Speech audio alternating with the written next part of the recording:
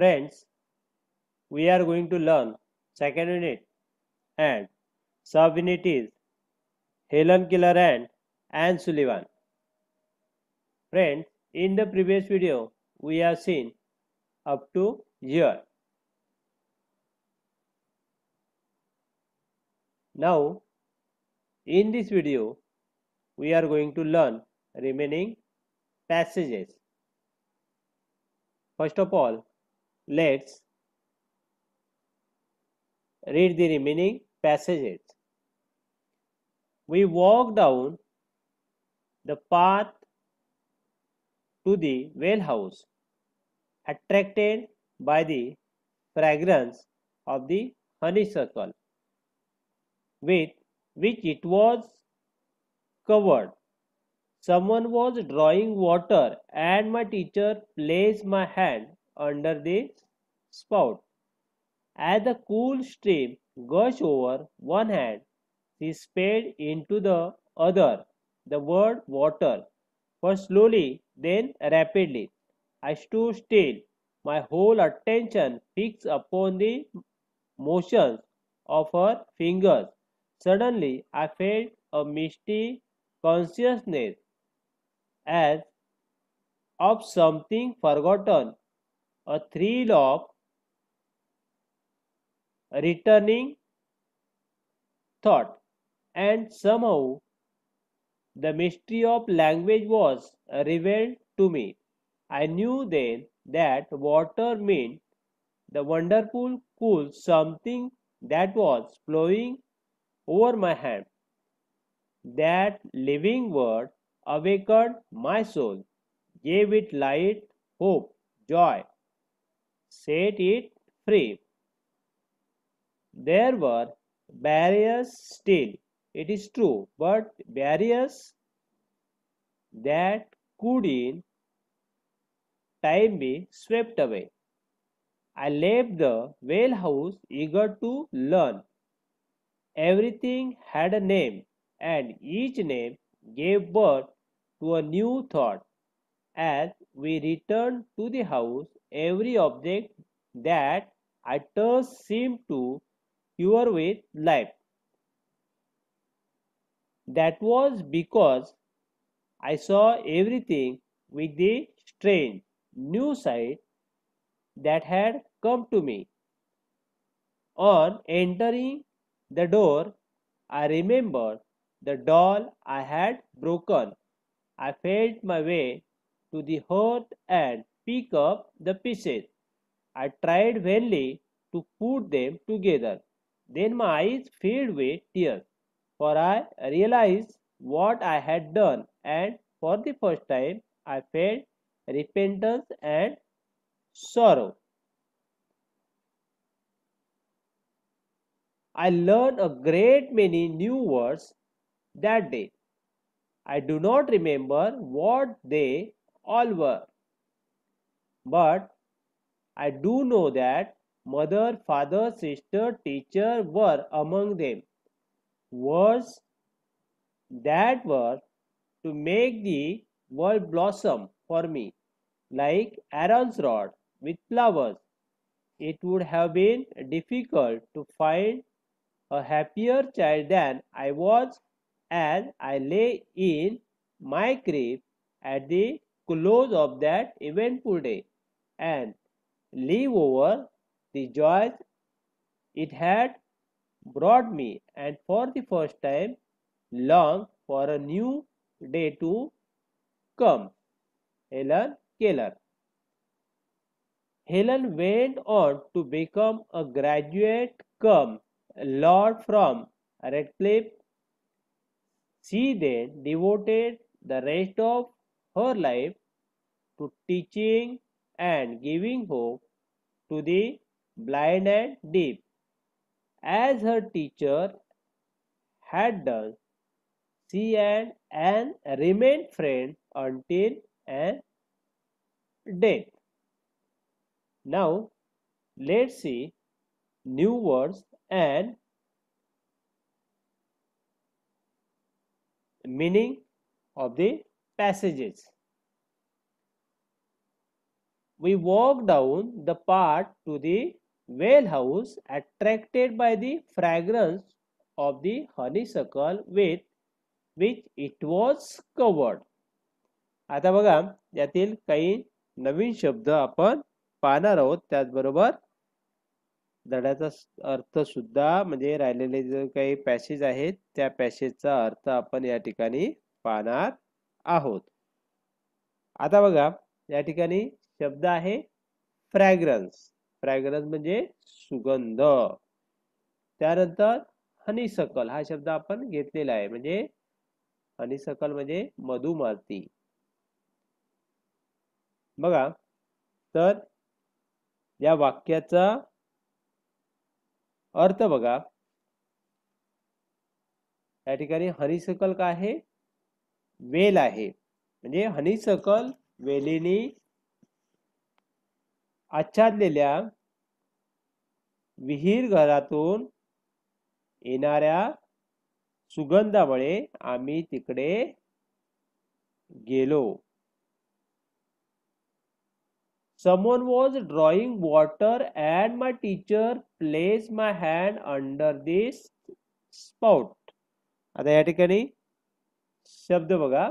Spout म्हणजे तोटी. Spout म्हणजे तोटी. आता पुढे काय सांगितलेलं आहे? कोणीतरी विहिरीतून पाणी काढत होते आणि माझ्या शिक्षिकेने माझा हात तोटीच्या खाली धरला. As the cool stream gushed over one hand, she sped into the other. The word water was slowly, then rapidly. आता या ठिकाणी शब्द बघा. पहिला शब्द आहे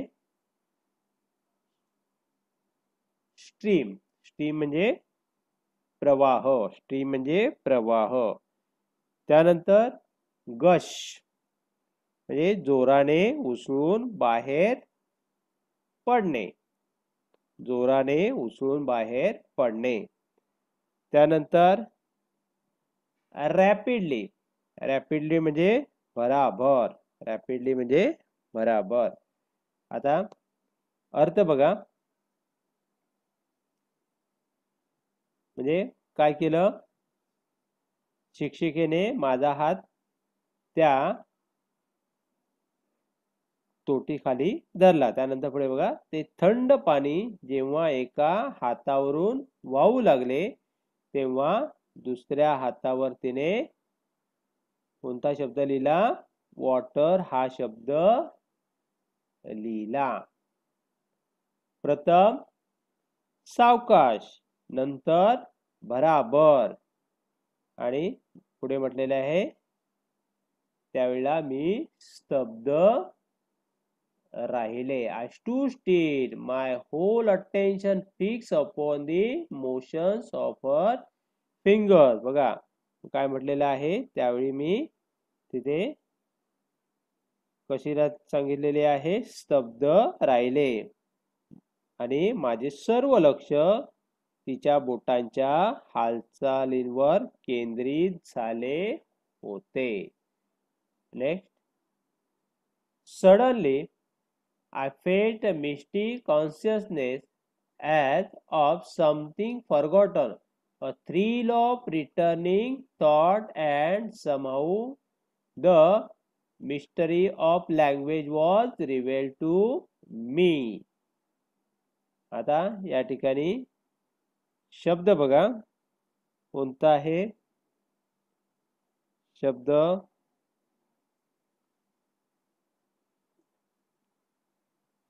MISTY मिष्टी म्हणजे अंधुक. त्यानंतर कॉन्शियसनेस म्हणजे शुद्धी. कॉन्शियसनेस म्हणजे शुद्धी. त्यानंतर पुढचा शब्द आहे थ्रिल. थ्रिल म्हणजे स्फुरण. थ्रिल म्हणजे स्फुरण. त्यानंतर समहाऊ. समभाव म्हणजे कसा तरी. समभाव म्हणजे कसा तरी. नेक्स्ट पुढचा शब्द आहे मिस्ट्री. मिस्ट्री म्हणजे गूढ किंवा रहस्य.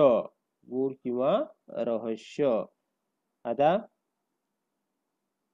अर्थ बघा. अचानक काहीतरी अस्पष्टची जाणीव मला झाली. काहीतरी विचार स्फुरल्यासारखे वाटले आणि अशा रीतीने भाषेचे गूढ मला उकलले. या ठिकाणी रिव्हेल्ड म्हणजे उकलले. रिव्हेल्ड म्हणजे उकलले. I knew that water meant the wonderful cools, something that was flowing over my hand. बघा काय सांगितलेले आहे की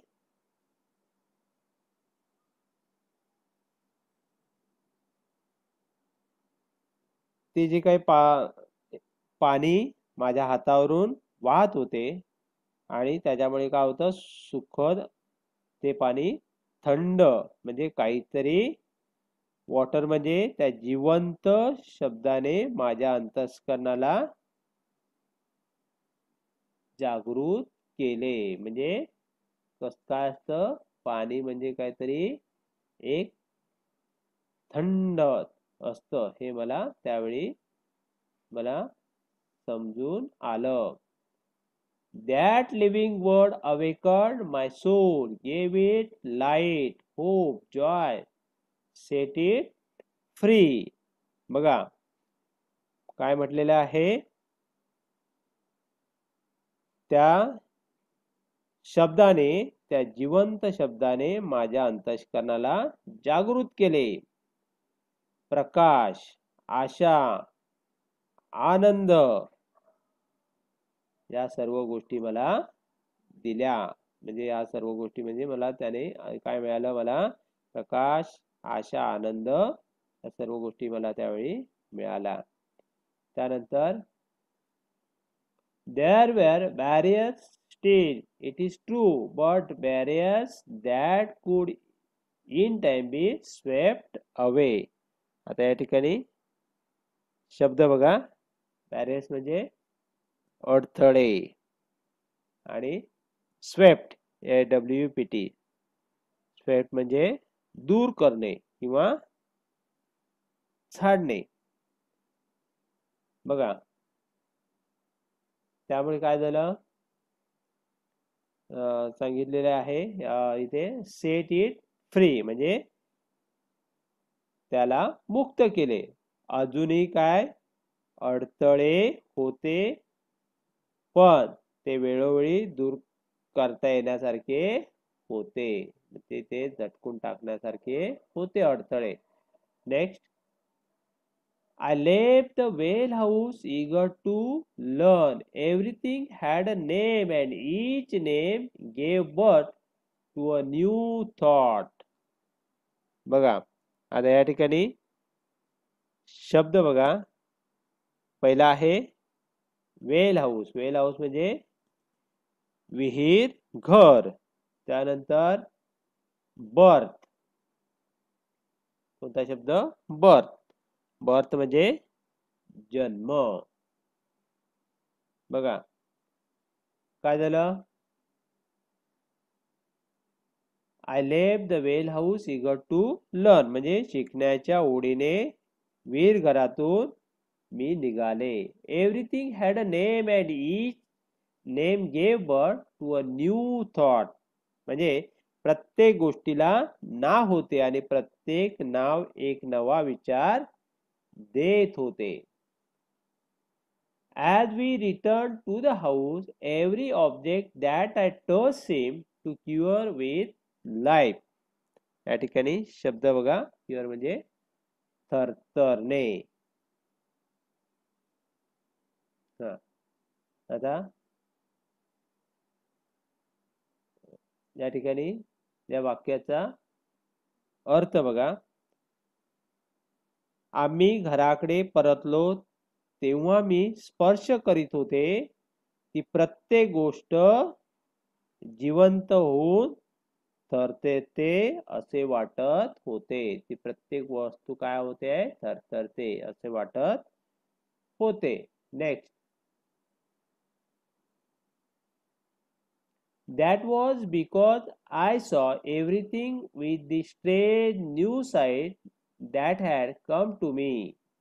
म्हणजे त्याचं कारण काय? मला मिळालेल्या आश्चर्यकारक नव्या दृष्टीने मी प्रत्येक गोष्ट पाहत होते.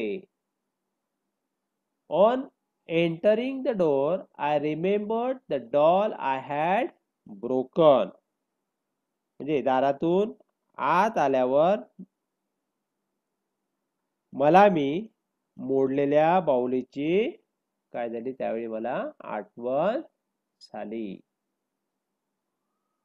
पुढे बघा, I felt my way to the hearth and pick up the pieces. आता या ठिकाणी शब्द बघा, कोणता शब्द आहे? याच्यातले शब्द झालेले आहेत बघा. I felt my way to the hearth and pick up the pieces. म्हणजे शेकोटीपाशी चाचपडत जाऊन मी ते तुकडे उचलले. I tried vainly to put them together. आता vainly म्हणजे या ठिकाणी शब्द आहे vainly म्हणजे निरर्थकपणे. बघा काय केलं? I tried vainly to put them together म्हणजे निरर्थकपणे त्यांना एकत्र जोडण्याचा मी प्रयत्न केला. Then my eyes filled with tears for I realise what I had done, and for the first time I felt repentance and sorrow. आता या ठिकाणी शब्द बघा, रिपेंटन्स. रिपेंटन्स म्हणजे पश्चाताप. रिपेंटन्स म्हणजे पश्चाताप. आता अर्थ बघा,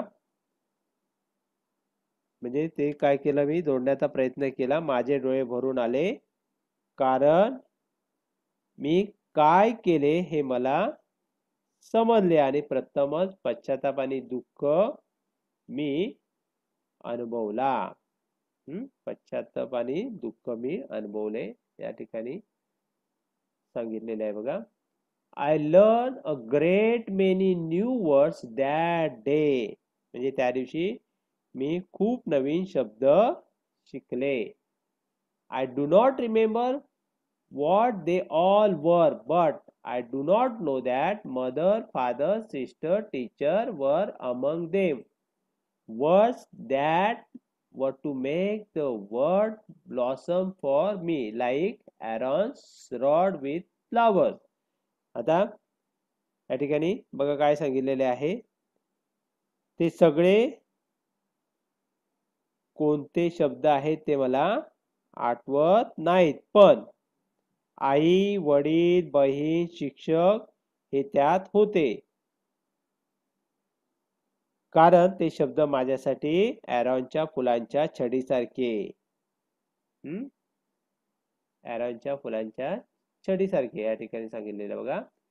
It would have been difficult to find a happier child than I was as I lay in my crib at the close of that eventful day, and I lived over the joys it had brought me, and for the first time longed for a new day to come. आता या ठिकाणी कोणता शब्द सांगितलेला आहे? Crib. Crib म्हणजे